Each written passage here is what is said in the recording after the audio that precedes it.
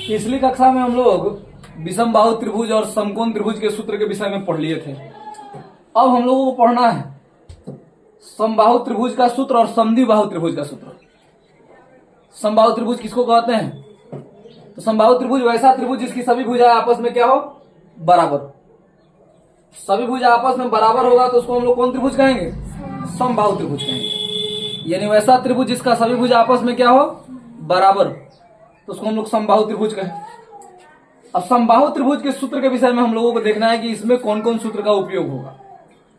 तो पहला बात हम लोग पढ़ेगी समबाहु त्रिभुज का क्षेत्रफल। तो पहला बात क्या पढ़ाया गया कि समबाहु त्रिभुज का क्षेत्रफल का क्या फॉर्मूला है? ये √3/4 गुना भुजा स्क्वायर। और समबाहु त्रिभुज की तीनों भुजाएं, तीन जो भुजा होती है वो आपस में क्या होती है? बराबर होती है। कोई भी भुजा को ले लीजिए। उसके बाद कहा गया कि समबाहु त्रिभुज की ऊंचाई, समबाहु त्रिभुज की ऊंचाई का क्या फॉर्मूला है? तो √3/2 गुना भुजा, √3/2 गुना भुजा। उसके बाद आया कि समबाहु त्रिभुज का परिमाप। परिमाप जो होता है वो डडीर के माप को कहते हैं।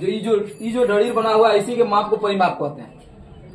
तीनों भुजा को जोड़ देंगे तो परिमाप निकल जाएगा।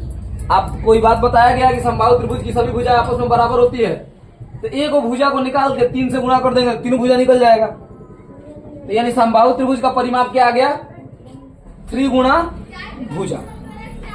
उसके बाद आया समबाहु त्रिभुज का, समबाहु त्रिभुज की भुजा निकालना। क्षेत्रफल आपको दिया, अब भुजा नहीं दिया, भुजा नहीं दिया, क्षेत्रफल दिया। तो भुजा कैसे निकालेंगे? तो √4 गुना क्षेत्रफल। क्षेत्रफल में कितना से गुणा करेंगे? 4 से गुणा कर देंगे रूट में। कहां हुआ? रूट में। रूट के अंदर 4 से गुणा क्षेत्रफल में कर देंगे और √3 से उसमें क्या कर देंगे?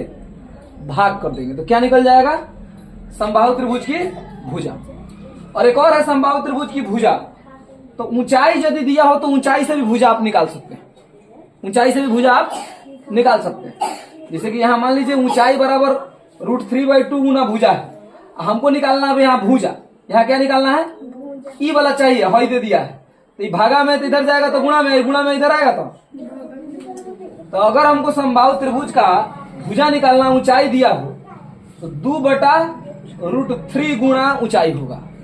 2/√3 गुणा क्या होगा? ऊंचाई होगा। टोटल इसमें क्या फॉर्मूला अभी लिखे? 5 हो। और इसी 5 फॉर्मूला से आपका चैप्टर बन जाएगा।